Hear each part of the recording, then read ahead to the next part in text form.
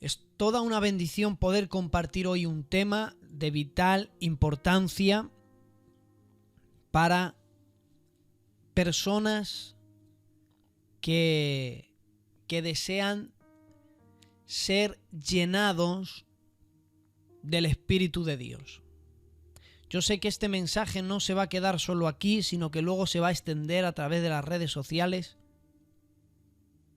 Y hoy, en esta noche, quisiera hablarles, voy a sintetizar un mensaje que se compone de dos partes.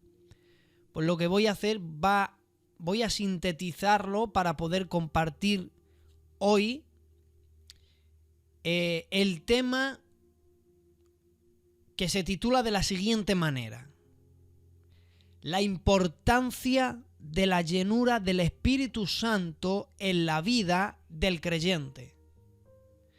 Entonces, este mensaje, que se compone realmente en dos partes, donde vemos al Espíritu Santo en el Antiguo Testamento y luego desarrollaríamos la segunda parte viendo al Espíritu Santo en el Nuevo Testamento, pero para no hacerlo largo y en dos partes, sino que se desarrolle todo en un mismo mensaje, vamos a sintetizar, extraemos algunos principios y tocamos algunos puntos tanto del Antiguo Testamento como del Nuevo, y va a ser suficiente para que entendamos la importancia que tiene que un cristiano sea lleno del Espíritu Santo. Fíjense, cuando nosotros aceptamos al Señor como Salvador de nuestras vidas, el Espíritu Santo viene a hacer morada en nosotros. No estoy hablando de recibir al Espíritu Santo para nacer de nuevo, no. Este mensaje va dirigido para gente cristiana, gente que ha recibido al Espíritu Santo, pero yo hoy quiero hablar a aquellas personas en las cuales el Espíritu Santo ha hecho morada en ellos, y quiero hablarles en esta noche de la importancia que tiene ser lleno de ese Espíritu Santo que hay en ti. La llenura del Espíritu Santo en la vida del creyente. Así que, Génesis capítulo 1 y el verso 1, el inicio de las Sagradas Escrituras comienza de la siguiente manera: en el principio creó Dios los cielos y la tierra. Verso 2: y la tierra estaba desordenada y vacía, y las tinieblas estaban sobre la faz del abismo. Y el Espíritu de Dios se movía sobre la faz de las aguas. Alabado sea el nombre de Dios para siempre.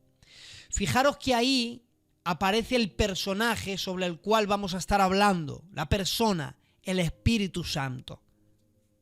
Ya en el inicio de las Sagradas Escrituras vemos al Espíritu Santo en movimiento. Y ahí la palabra movimiento, fíjense que tiene la idea de cuando una madre da calor a sus crías para que éstas nazcan. Entonces ahí la palabra movimiento en el hebreo tiene la idea de producir calor para dar vida. Me imagino entonces al dulce Espíritu de Dios, al Espíritu Santo, moviéndose sobre el universo, de modo que al calor de su persona todo comience a cobrar vida. Por eso es que en el libro de Job, en el capítulo 26 y el verso 13, hablando acerca del Espíritu Santo, diría: y su Espíritu adornó los cielos. Vemos entonces al Espíritu Santo en medio de la creación. ¿Cómo es que comienza a adornar los cielos? Porque al paso del Santo Espíritu de Dios todo comienza a brotar vida. De ahí en adelante, desde el inicio de las Sagradas Escrituras, desde el principio, que vemos al Espíritu Santo moviéndose, dejando la huella en la creación, luego le veríamos a través de la historia, dejando su huella en la vida de los hombres y mujeres, en la humanidad. Por eso es que leemos en el Nuevo Testamento, desde el Antiguo Testamento hasta el Nuevo Testamento, leeremos la palabra y el Espíritu de Dios venía. Y entonces ocurrían cosas. Leemos como que el Espíritu de Dios venía sobre Sansón y de pronto Sansón empezaba a hacer obras extraordinarias. Y fíjense, se ha dibujado, se ha pintado, se ha intentado mostrar a Sansón como alguien fuerte, que tenía unos músculos grandes, por eso es que él podía tener una fuerza sobrehumana, pero yo me imagino que Sansón, no, miren, déjenme volar mi imaginación, porque yo antes de ver a Sansón como alguien musculoso, como alguien fuerte, me lo imagino más bien como una persona que no tenía músculos, para que cuando él realizara obras extraordinarias de fuerza, la gente que le viera dijera, es imposible que esa fuerza nazca de él, porque no tiene músculos suficientes. Me imagino entonces a Sansón como alguien que no tiene recursos para hacer obras como las que hacía, de coger una quijada de un asno y un montón, 2 montones, 3 montones de hombres. Una fuerza sobrehumana que no venía de él ni de su capacidad, sino que era el Espíritu de Dios que venía sobre él. Veo al Espíritu Santo descendiendo sobre la vida de los profetas y dice la Biblia, y el Espíritu de Dios vino sobre Jeremías y éste profetizaba, y venía sobre Ezequiel y éste profetizaba, y venía sobre Isaías y éste profetizaba. Vemos entonces al Espíritu Santo a través de la historia dejando huella no solamente en la humanidad, sino también, aparte de su creación, también en los seres humanos. A lo largo de las Sagradas Escrituras vemos al Espíritu Santo dejando su huella. No es una fuerza activa, no, es una persona dejando la huella en la historia de la humanidad.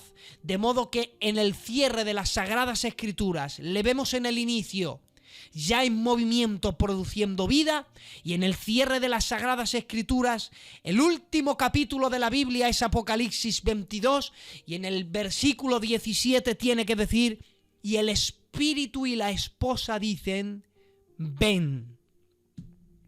Por lo tanto le vemos en el inicio de las Sagradas Escrituras, pero en el cierre de las Sagradas Escrituras vemos al Espíritu Santo. Por lo tanto, el Espíritu Santo, mis amados, no es una persona anónima. El Espíritu Santo está desde la misma creación.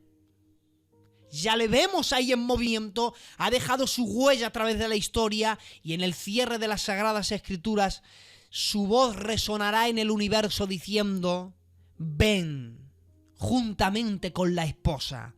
Alabado sea Dios para siempre. Por lo tanto, yo quiero hablarles acerca de la importancia que tiene ser lleno del Espíritu Santo. Y miren, si es importante ser lleno del Espíritu Santo, que Jesús muere, resucita, durante 50 días o unos días, Él se está presentando, y se presenta, y se presenta, y se presentó a 500 hermanos, y se presentó a los discípulos, y se presentó a María, y se presentó, y le vemos a Cristo presentándose después de la resurrección para que sea la evidencia de que hombres, mujeres de diferentes pensamientos le vieron después de que le pusieran en un sepulcro, en la evidencia de la resurrección.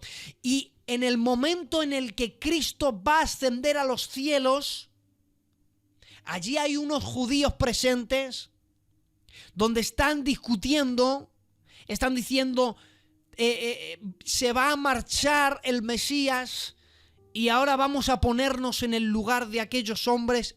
Hechos capítulo 1 verso 6, entonces los que habían reunido. Quiero que se imaginen por unos momentos que usted estaba reunido allí, en el momento donde Cristo va a ascender a los cielos al Padre. Y usted allí reunido va a ver todo eso. Si tuviera la oportunidad de preguntarle algo antes de marcharse, ¿qué le preguntaría? Entonces eso es lo que estaban discutiendo. ¿Qué le preguntamos antes que se marche? Preguntémosle, que nos responda, dice la Biblia. Le dijeron, Señor, ¿restaurarás el reino de Israel en este tiempo? Era como decir, sabemos que te marchas y tenemos una necesidad dentro de nosotros que necesitamos que la sacies antes de que te marches. Dinos, ¿cuándo restaurarás el reino de Israel? En otras palabras, los allí presentes querían tener un curso de escatología intensivo, eventos futuros, eventos del porvenir. ¿Cuándo restaurarás el reino de Israel? Dinos cosas del futuro. Danos una clase de escatología rápida de la boca del mayor de los maestros. Dinos cosas del futuro, pero cosas que nos benefician a nosotros.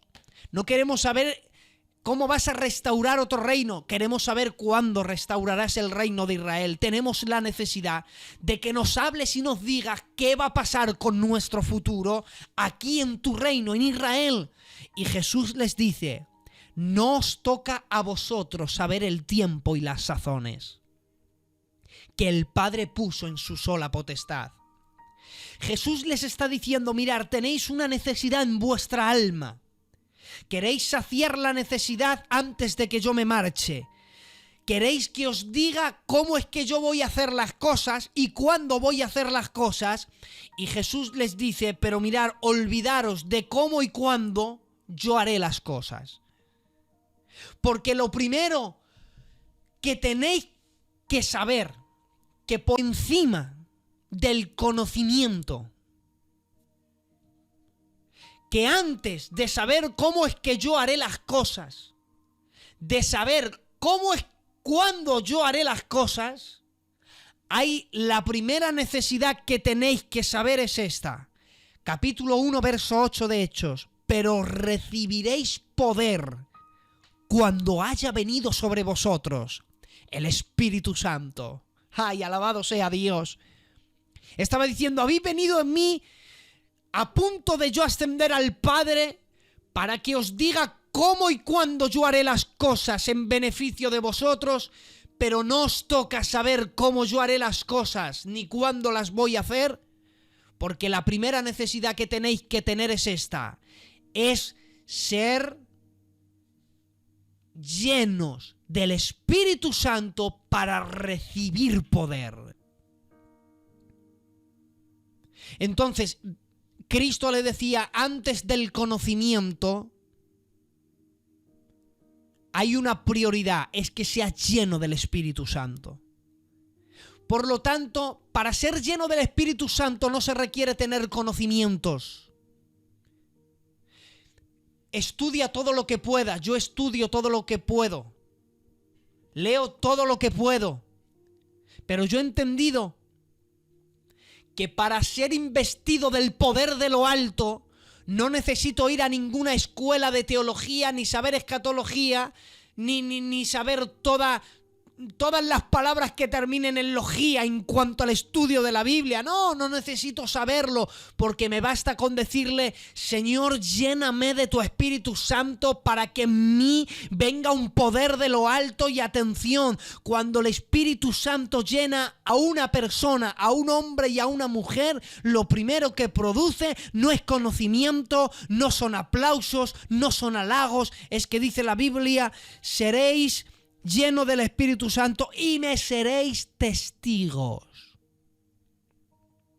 Cristo está diciendo, cuando venga sobre vosotros el Espíritu Santo y seáis investidos de poder, lo que produce la llenura del Espíritu Santo, lo primero es que te convierte en un testigo. Y ahí la palabra testigo tiene que ver con mártir. Y la palabra mártir tiene que ver con si es necesario exponer mi vida. Entonces, el primer efecto de la llenura del Espíritu Santo en la vida del creyente es que te convierte en un testigo. Y atención, el orden. Me seréis testigo en Jerusalén, donde estáis. Número 2, en Judea, en la ciudad vecina. Número 3, en Samaria. Y fijaros que los samaritanos y los judíos no se trataban entre sí. Y luego dice hasta la tierra. Entonces lo que Cristo está diciendo es que cuando seáis investidos del poder de lo alto y seáis llenados de mi Espíritu Santo, lo primero que va a producir en vosotros es que seréis testigos. Y seréis testigos en el lugar donde vivas. Y luego tus vecinos sabrán que tú eres cristiano. Y luego esa fama llegará hasta tus enemigos, Samaria. Y de modo que cuando hayas conquistado aún a tus enemigos y reconozcan quién eres, estás preparado para que yo te esparza hasta lo último de la tierra. Pero queremos venir a Dios y queremos que el orden de prioridades se revierta. Queremos que Dios nos lleve a las naciones sin primeramente ser testigo en Jerusalén, después en Judea, luego Samaria. Y cuando somos testigos ahí, entonces Dios nos ha preparado para ir hasta lo último de la tierra. La importancia del Espíritu Santo o la importancia de la llenura del Espíritu Santo es que Él te convierte en un testigo. Esa es el primer efecto que produce la llenura del Espíritu Santo. Pero miren, ¿por qué es tan importante ser lleno del Espíritu Santo? No solamente porque te convierte en un testigo, sino porque te capacita para servir.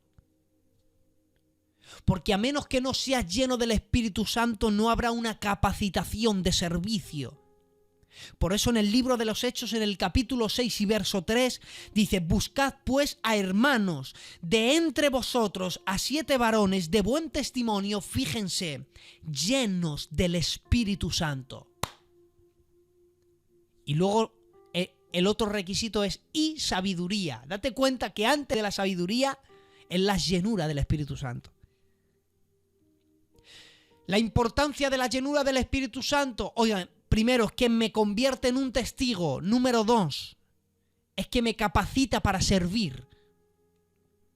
Y ahí, en el libro de Hechos, en el capítulo 6, había un problema, y es que resulta que los apóstoles se dedicaban a servir a todos los creyentes. La iglesia primitiva había crecido tanto, la iglesia primitiva, que ellos, cuando hablaban de servir a las mesas, era el repartir alimento a todos. Repartían tanto alimento durante el día que no tenían un tiempo para orar, un tiempo para el estudio de las Sagradas Escrituras, en aquel entonces el Antiguo Testamento, y para demostrar por medio de la profecía que Cristo era el Mesías. Descuidaban la oración, descuidaban la lectura. Y entonces ellos dicen: necesitamos a alguien para servir a las mesas. No es que servir a las mesas fuera algo indigno para un apóstol, no. Porque vemos a Cristo, el mayor de los mayores, sirviéndoles a los apóstoles. Lo que pasa es que a causa de servir a las mesas, ellos descuidaban la oración y la lectura. Y entonces, básicamente, el problema radicaba en esto: ¿de qué nos sirve alimentarles materialmente si se van a morir espiritualmente? Nadie les va a predicar. ¿Y cómo les vamos a predicar si no oramos para recibir? Entonces, no es que sea un trabajo indigno servir, no. Es que les quitaba de la oración y de la lectura. Entonces, para que tuvieran alimento material y también espiritual, buscaban a gente capacitada para servir a las mesas, para repartir comida. Y necesitaban a gente como llena del Espíritu Santo. Fijaros, para repartir un trozo de pan celestial, un trozo de pan del reino, para repartir un poquito de arroz a lo mejor, para repartir la comida del reino, se requería gente llena del Espíritu Santo. Para dar de comer, gente llena del Espíritu Santo. No puede haber iglesias secas del Espíritu Santo. No puede haber púlpitos secos. No puede haber ministros, predicadores, pastores, cantores, serviciales sin llenura del Espíritu Santo. Requiere hoy día la iglesia, hombres y mujeres llenas del Espíritu Santo. ¿Para qué? Para que sean capaces de poder servir. Y no servir bien. Escucha, cuando el Espíritu Santo te llena, te capacita para servir, pero no para servir normal, no, para servir bien. Porque cuando el Espíritu Santo te capacita para servir, lo que realizas son obras maravillosas. Por eso Éxodo capítulo 35, verso 30, dice la Biblia: y dijo Moisés a los hijos de Israel: mirad, Jehová ha nombrado a Bezael, hijo de Uri, hijo de Ur, de la tribu de Judá. Atención, y lo ha llenado del Espíritu de Dios, en sabiduría, en inteligencia, en ciencia, en todo arte. Atención, para proyectar diseños, para trabajar en el oro, en plata y en el bronce, en la talla de piedras de engaste, en la obra de madera, para trabajar en toda labor ingeniosa. Y lo ha puesto en su corazón el que pueda enseñar. Increíble. Y lo ha llenado Dios de sabiduría de corazón para que haga toda obra de arte y de invención, para inventar todo diseño. El Espíritu Santo llenó a este Uri, hijo de Ur, de la tribu de Judá, y cuando él servía, realizaba obras maravillosas, obras de invención, de toda buena arte. Proyectaban diseños en su corazón. Miren, nos han enseñado y nos han enseñado bien. Y no tenemos que rechazar el fundamento de lo que nos han enseñado. Pero requiere hoy día la iglesia la llenura del Espíritu Santo para que se levanten hombres y mujeres con nuevos proyectos y diseños en el corazón. Necesitamos hombres y mujeres. Empiece Dios a usarlos de una manera que cuando la gente empiece a ver cómo Dios les está usando, digan: ¿pero qué es esto? ¿Pero de dónde han salido? ¿Pero cómo es posible si esto es algo nuevo? Y fíjense, sin romper, sin pisotear, sin rechazar el fundamento tan bueno que nos han enseñado, requerimos la llenura del Espíritu Santo para proyectar nuevos diseños. El sello es un nuevo diseño, a eso me estoy refiriendo. Imaginaros que alguien se levanta en medio de la iglesia y dice: bueno, como esto no se hacía antiguamente, el sello es pecado. No, señor, esto es una nueva invención. El Espíritu Santo nos ha llenado de modo que proyectamos diseños. Hoy yo estaba haciendo las pruebas de sonido, estaba escuchando al tío Juan cómo hablaba y cómo anunciaba el culto, y de pronto me llaman por teléfono y miro el nombre de quien me llamaba y ponía tío Juan. Digo, no puede ser, le estoy escuchando hablar y me está llamando por teléfono, ¿cómo es posible? Y cuando yo he cogido el teléfono le he dicho: tío Juan, ahora mismo le estaba escuchando y le estoy escuchando anunciar el culto. Y me ha dicho: sí, pero es que tengo una aplicación que me he descargado, que yo puedo ir anunciando el culto, puedo ir pusiendo alabanzas, puedo ir pusiendo predicaciones. Oigan, ¿cómo se llama eso? Es que la llenura del Espíritu Santo hace que una persona comience a ¿qué?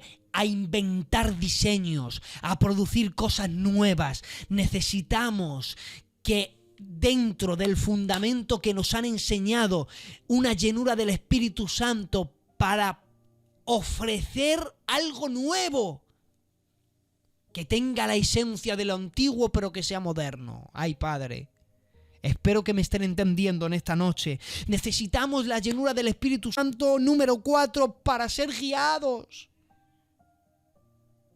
Por eso es que Lucas capítulo 4 y verso 1 dice: Jesús lleno del Espíritu Santo, alma.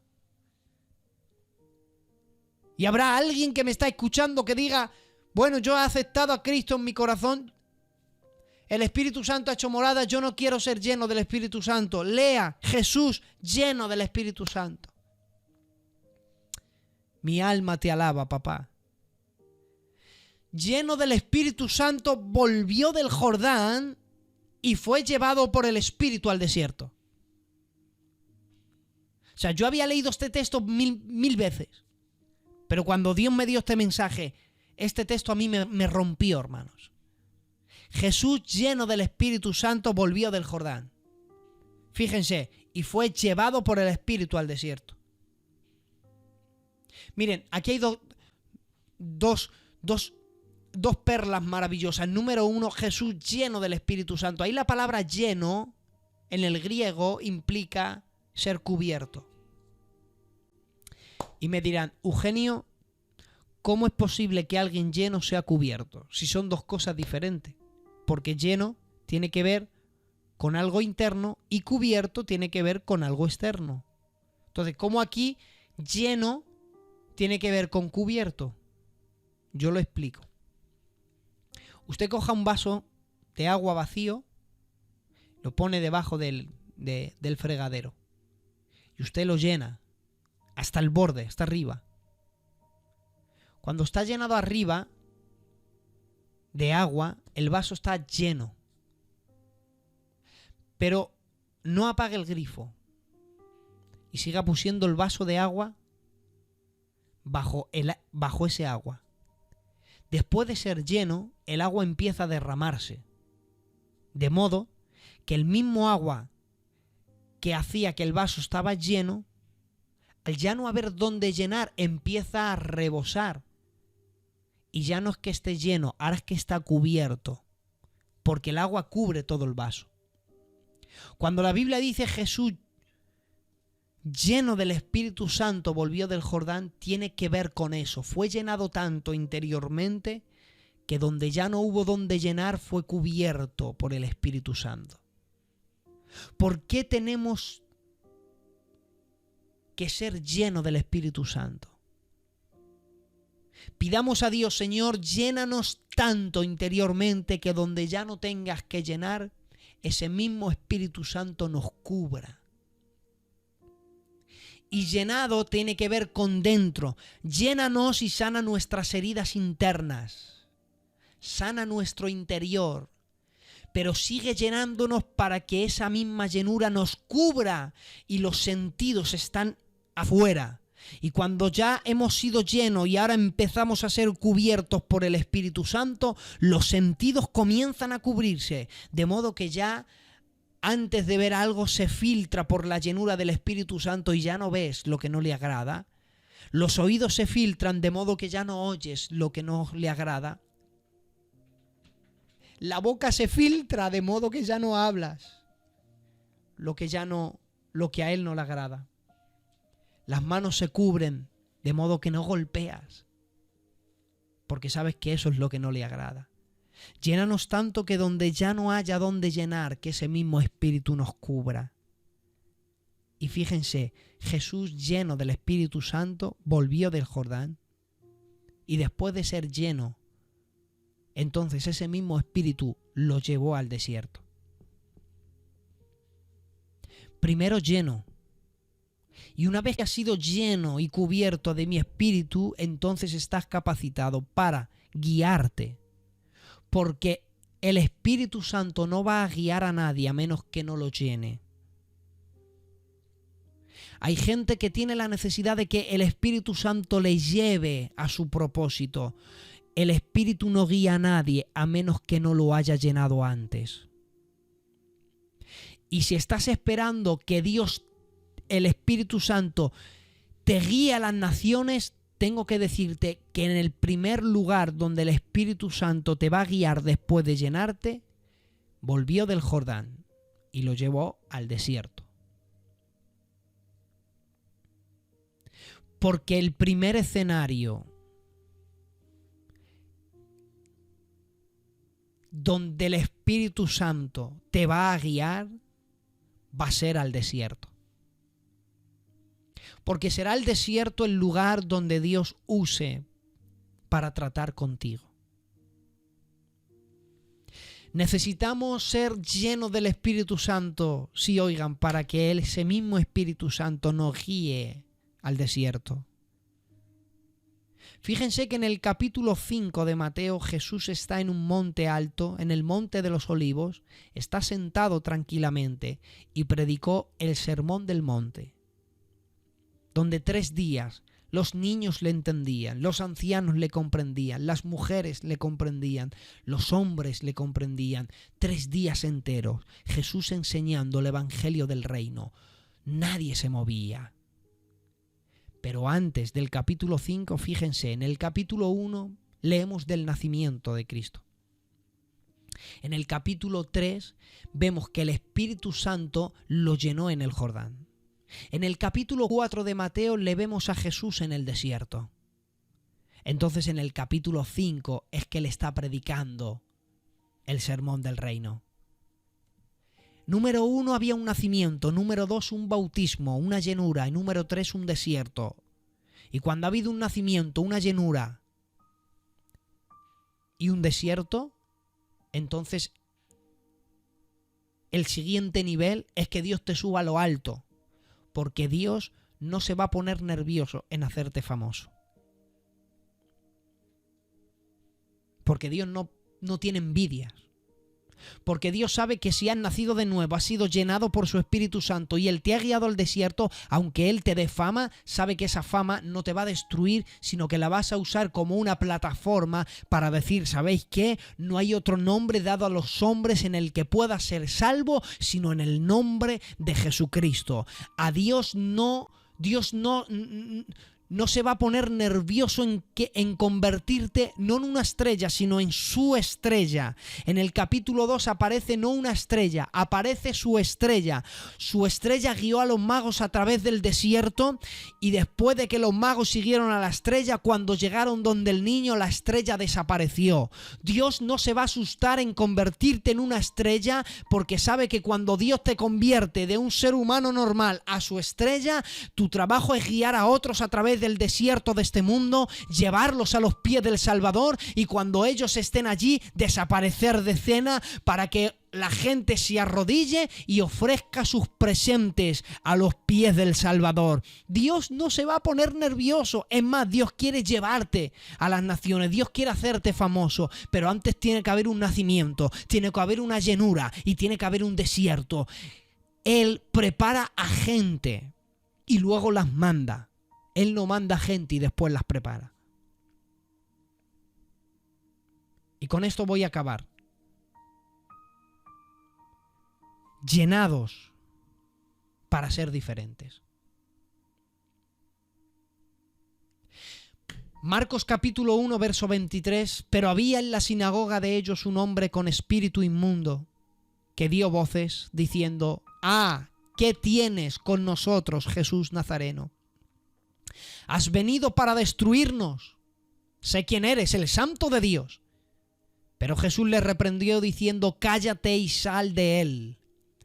Y el espíritu inmundo, sacudiéndole con violencia y clamando a gran voz, salió de él. Y todos se asombraron de tal manera que discutían entre sí diciendo: «¿Qué es esto?». No dijeron: «¿Quién es este?», dijeron: «¿Qué es esto?». ¿Te das cuenta? Él vino con algo nuevo, con una novedad. ¿Qué es esto? ¿Qué nueva doctrina es esta? ¿Te das cuenta? Que con autoridad manda a los espíritus inmundos y le obedecen. Y miren, y pronto se difundió su fama por toda la provincia de alrededor de Galilea. ¿Qué es esto? Fijaros que en los días de Jesús esto alteró mucho a los religiosos, fariseos, escribas, saduceos. Los enfadó demasiado. Los enfadó demasiado porque en los días de Jesús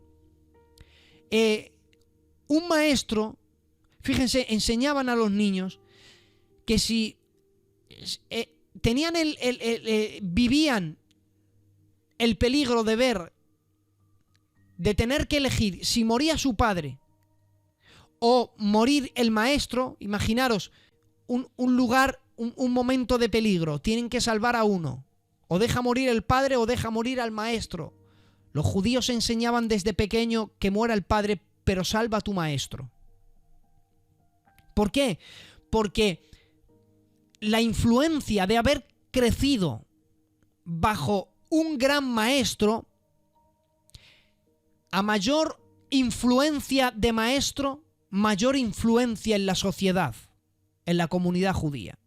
O sea, que que desde pequeño fueras criado por un gran maestro, eso era algo de tanta honra, que fijaros, cuando el apóstol Pablo, hubo un momento en el capítulo 22, en el verso 3 dice, y yo de cierto soy judío, y él empieza a hablar de sí, dice, nacido en Tarso de Cilicia, criado en esta ciudad, instituido a los pies de Gamaliel. ¿Por qué no dice quién fue mi padre? No, dice quién fue mi maestro. Mi maestro fue Gamaliel y yo estudié a sus pies. ¿Por qué Pablo, para hablar de quién es él, para crear influencia entre los que le estaban escuchando, dijo quién era su maestro? Porque Gamaliel era un maestro de influencia, y si él decía que yo he sido instituido a los pies de Gamaliel, mi maestro ha sido Gamaliel, si Gamaliel tenía influencia entre el pueblo, entonces sus alumnos también lo tenían. Si Gamaliel era un maestro respetado, sus alumnos también eran respetados.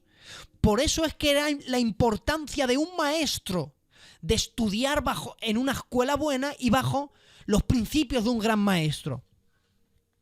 Y fijaros que el apóstol Pablo no estudia a los pies de un cualquiera, no, Gamaliel, que Gamaliel fue un maestro, una persona tan influyente en la comunidad judía, que en cierta ocasión había un problema.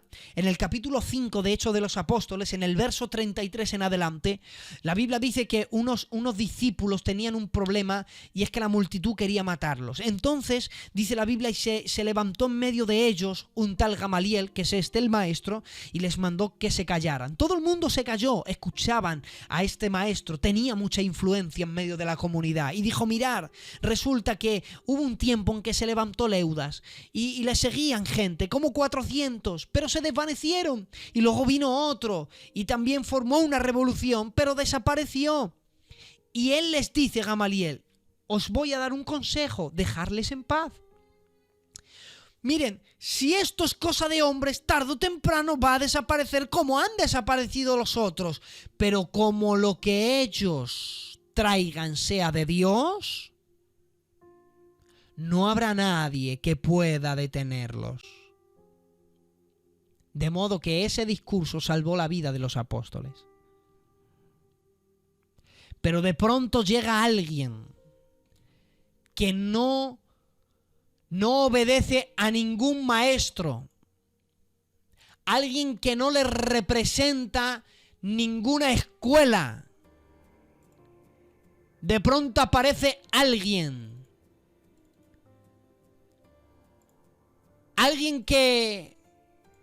que ningún maestro responde por él, porque él no dice, mirar, he estudiado en tal escuela, bajo la influencia de tal maestro. No, de pronto aparece alguien que le llaman el carpintero de Galilea. Alguien de la nada, que de pronto empieza a entrar en las sinagogas y empieza a echar demonios. Y la gente empieza a decir, ¿pero qué es esto? ¿Qué nueva doctrina es este que trae? Y él no representaba escuelas. No había detrás de ellos ni fariseos, ni escribas, ni saduceos, ni intérpretes de la ley. No, él no representaba ninguna escuela por la razón de que él era el cumplimiento de las profecías. Porque el cual, siendo el resplandor de la gloria y la misma imagen de su sustancia, el que sustentaba todas las cosas con el poder de su palabra, estaba en medio de ellos, sin ser representado de ninguna escuela y sin responder a ningún maestro. Por lo tanto, entiendo ahora que Jesús volviera loco al mundo religioso y a la comunidad judía. Entiendo que Jesús le persiguieran y todo el mundo quisiera matarle porque no había maestro que respondiera por él, ni había escuelas que respondieran con él. Y la pregunta es, ¿cómo logró Jesús que el mundo y la comunidad judía y todo el mundo religioso fuera desbaratado? ¿Cuál fue el secreto? Él dijo en Lucas capítulo 4 y verso 18, y termino. Dice, el Espíritu de Jehová está sobre mí, por cuanto me ha ungido para dar buenas nuevas a los pobres. Fue la llenura del Espíritu Santo en la persona de Cristo que dice la Biblia que por el Espíritu de Dios echaba fuera a los demonios. Y él dijo, si por el dedo de Dios echo fuera demonios, ciertamente el reino de Dios ha llegado a este lugar. Necesitamos ser llenos del Espíritu Santo.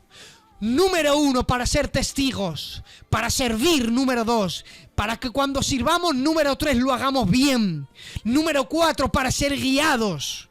Número 5, para demostrar lo que somos, para ver una demostración del Espíritu. Por eso Pablo decía, ni mi palabra ni mi predicación fue con palabras de persuasiva humana sabiduría, sino con la demostración del Espíritu y de poder. De modo que cuando él predicaba un mensaje ilógico, irracional, Cristo murió en la cruz, eso era una locura para los judíos, era una locura para los gentiles, era una locura para los griegos. Pero el único que puede convertir una locura en el poder de Dios, la palabra de la cruz, es el Espíritu Santo.